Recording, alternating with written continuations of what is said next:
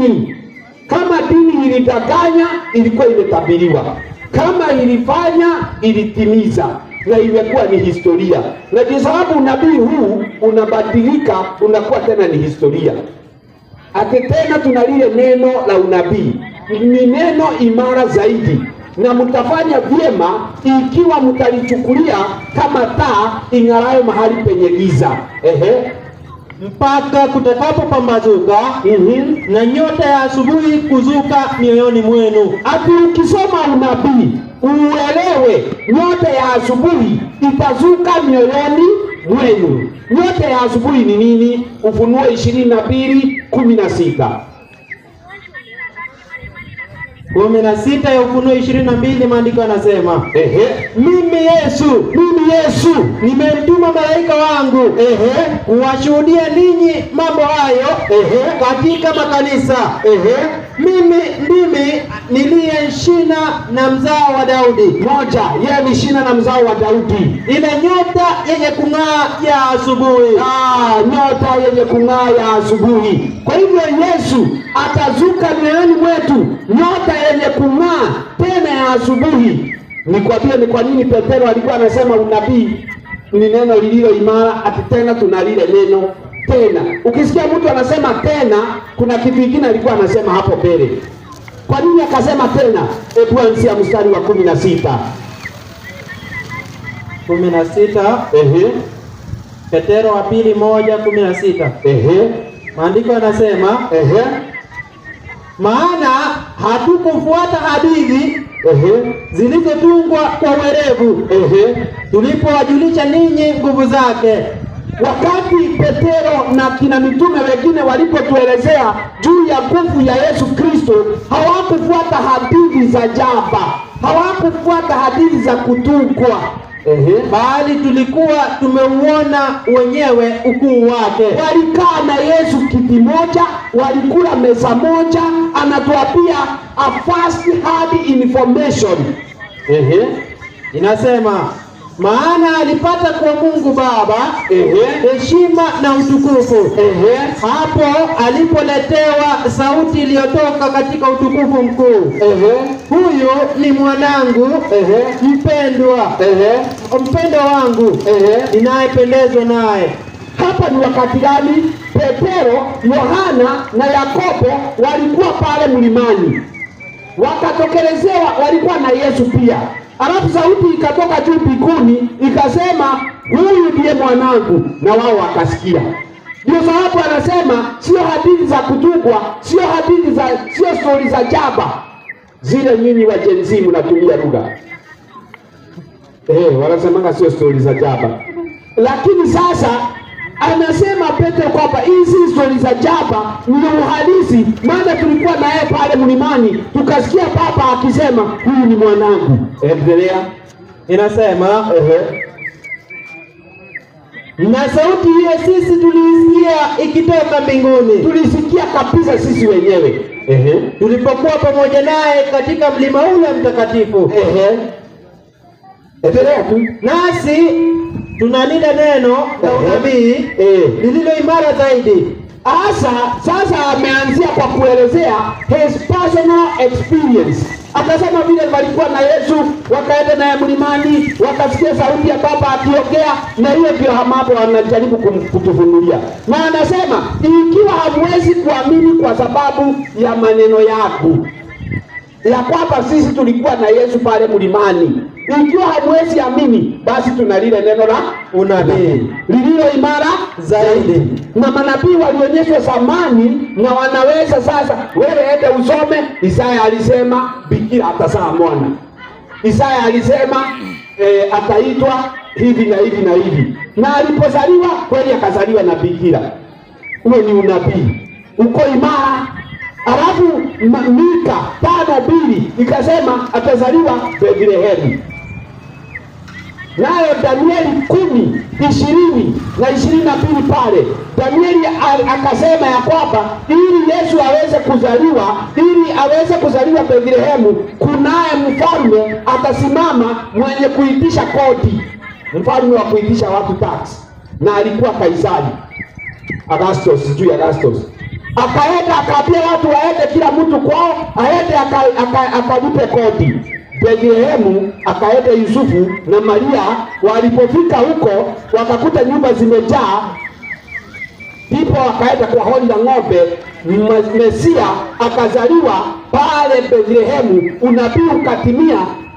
Kwa hivyo huyu mfalme alikuwa ametatuliwa, ndiye atafanya mambo ili Yesu azaliwe, maana alikuwa anakaa kule Galilaya, lakini hakuzaliwa Galilaya, alizaliwa Bethlehemu. Tunazo hadithi, tunazo shuhuda nyingi ambazo zinatuambia kabisa kwamba huyu ndiye Yesu, ambaye ndiye nyota ya asubuhi, ambaye ndiye amekuwa tumaini la vizazi vyote, tumaini la vizazi vyote.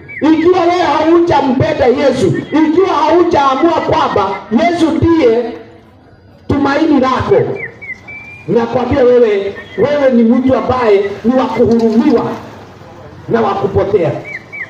Ikiwa haujampokea Yesu, uachane na maisha haya mengine yote, maana ni maisha chafu, maisha chafu sana. Uniambie ni nini kingine ambacho unaweza kupata dunia hii kinachopita kujitoa maisha yako ukubali kuokolewa? Imagine unazama, labda feri imeanguka, alafu unarushiwa kamba, unaambiwa shika hiyo nikuvurute. Unasema kama wameona niangamie, kama Mungu alisema mimi nitakufa na maji, wacha nikupe leo. Sichukui, sishiki, na unaachilia nafasi yako. Utaokoka namna gani ikiwa hauwezi kuchukua kurefusha mkono wako wa imani umkubali Yesu Kristo? Amekuwa mwokozi tangia nyakati za Adamu. Kitabu ni Ufunuo 13:8. Ufunuo 13:8. 13:8 Ufunuo. Na watu wote wakao juu ya nchi watamsujudu.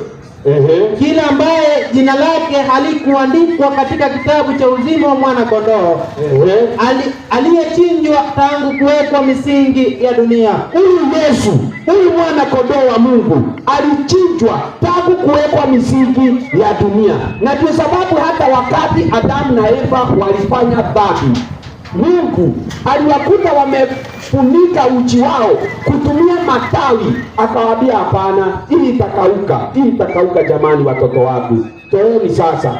Naona mumekosea, mumefanya dhambi, lakini sasa hamtakufa. Yesu amejitoa kwa ajili yenu. Chinjeni hii kondoo, wacheni tuchukue hii ngozi tuwafunike. Wakafunikwa uchi wao, ambayo haki ya Kristo inapewa kila mtu amwaminie ili asipotee.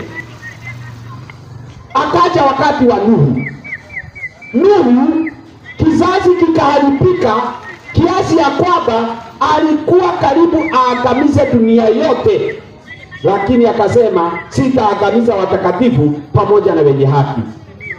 Akaokoa watu 8. Hebu soma kitabu cha 1 Peter 3:18-20. Usikie vile Yesu alikuwa na Nuhu na akahubiri siku za Nuhu, akavumilia watu vile anavyowavumilia hata saa hii, ameendelea kuwavumilia. Petro wa kwanza 3:18. Kwa maana Kristo naye aliteswa mara moja kwa ajili ya dhambi, mwenye haki kwa ajili yao wasio haki. Huyo ni Yesu Kristo aliyeteswa kwa ajili yetu sisi wenye dhambi, ili atulete kwa Mungu. Mwili wake akauawa, bali roho yake akahuishwa, ambayo kwa hiyo aliwaendea roho waliokaa kifungoni akawahubiri.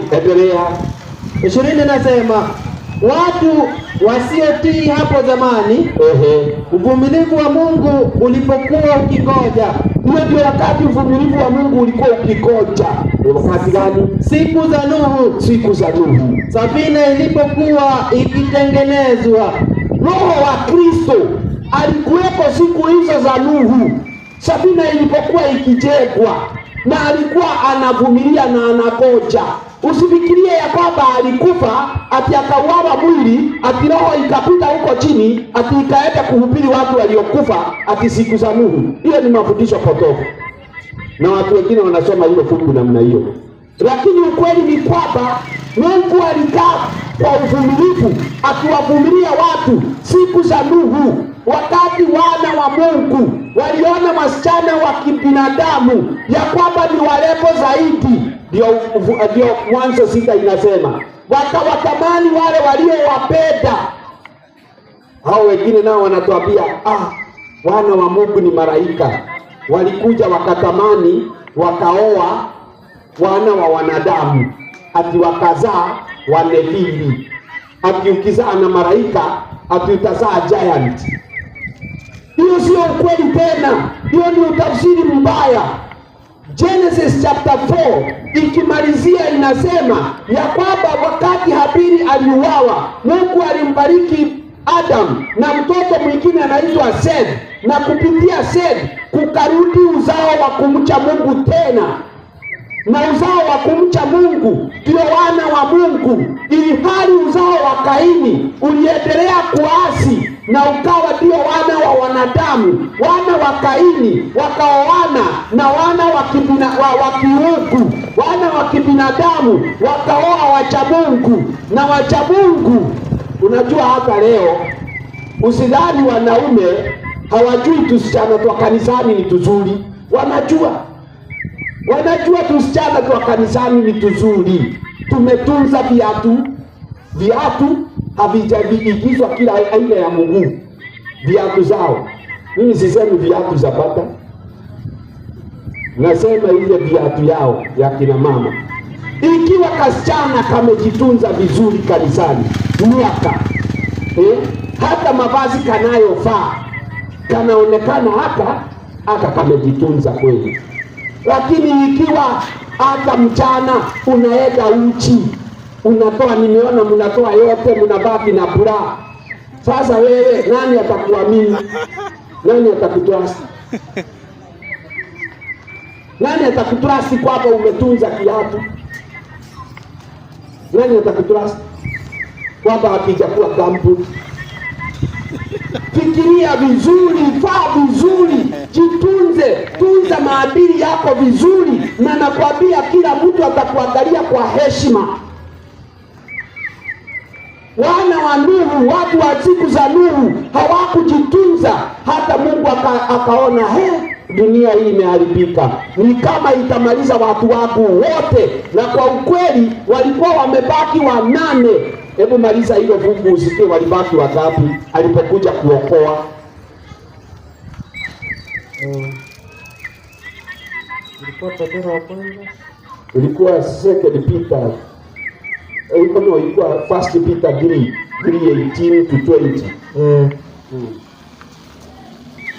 Ulikuwa umefika 20 kweli?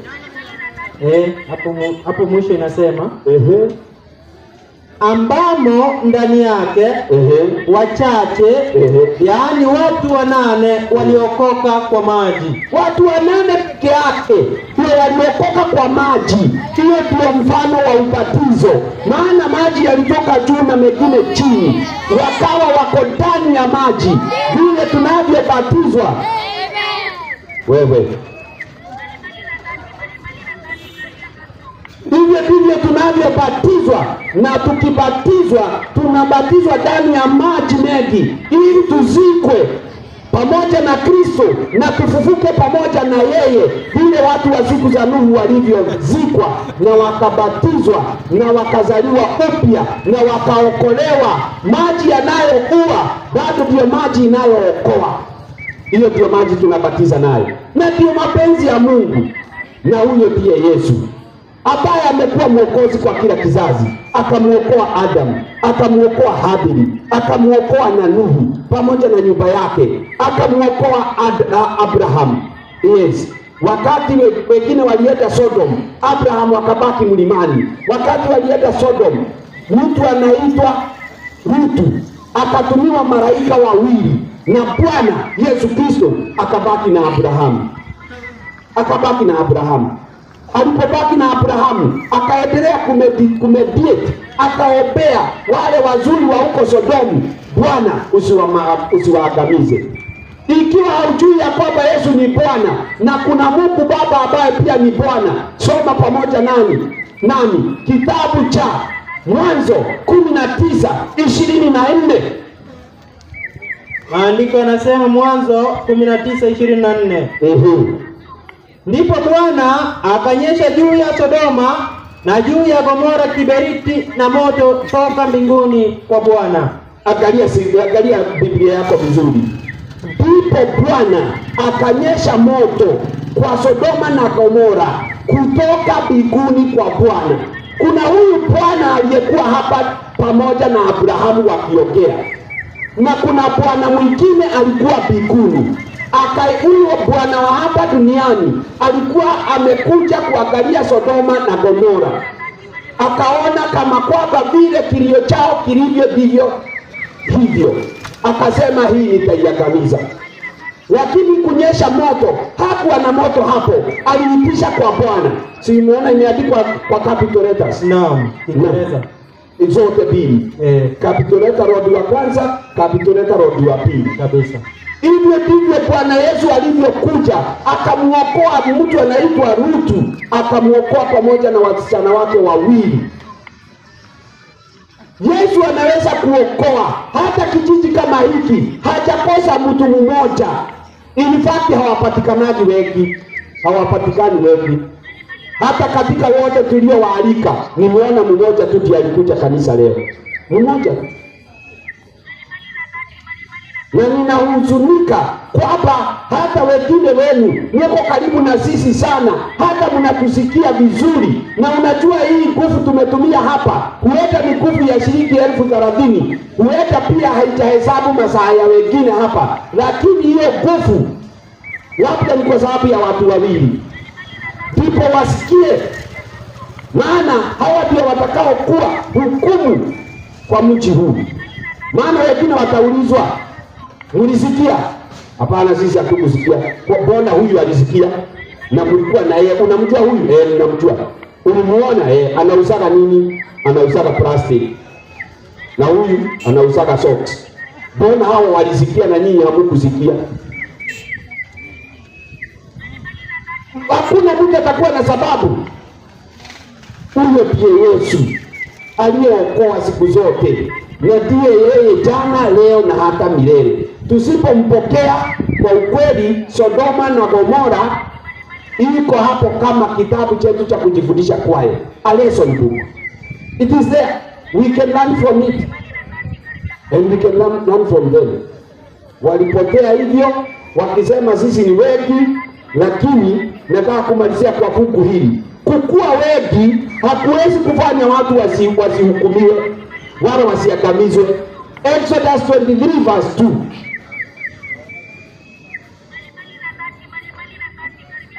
Exodus 23:2. Usiandamane na mkutano kutenda uovu. Ati unasema mtu chache tu tunafuata amri 10 hapa, ati Sabato sijui na gani. Mko wakapi? Simeonekana hata hamjafika 100 hapo. Hatujafika 100 hata ni wengi sana. 100 ni wengi sana. Hebu rudia, usiandamane na hao wengine wengi. Usiandamane na mkutano kutenda uovu. Wala usitie ushahidi wako katika neno lolote kwa kugeukia kando na kuandamana na mkutano. Ati unageuka kando ya amri 10 za Mungu ndio uandamane na mkutano ili kupotoa hukumu. Alafu unapotoa hukumu. Usiandamane na mkutano kutenda maovu wala kugeuza maneno ya Mungu. Tumalizie na Isaia 40 mstari wa 15. Watu hata wakiwa wengi machoni pa Mungu si wengi. Sikia Isaya vile anavyosema. 15 Isaia 40. Tazama, Mataifa ni kama tone la maji katika kondoo. Katika kondoo. Umesema katika kondoo? Mataifa ni kama tone la maji katika ndoo. Ati mataifa, uunganishe Amerika, uunganishe Egypt, uunganishe Nigeria, ulete hawa wote mbele ya macho ya Mungu ni kama tone la maji kwa ndoo. Huhesabiwa kuwa kama mavumbi membamba katika mizani. Unaona ile mavumbi inabaki, ukipimiwa kitu kama sukari, unga kwa ratili, hiyo mavumbi inayobaki kwa mizani, mavumbi tu. Wacha hata unga ya kilo moja, mavumbi itakayobaki ambayo hata huwezi kuuliza muuzaji wa duka ati amebaki na nini. Hiyo ndio mataifa mbele ya macho ya Mungu.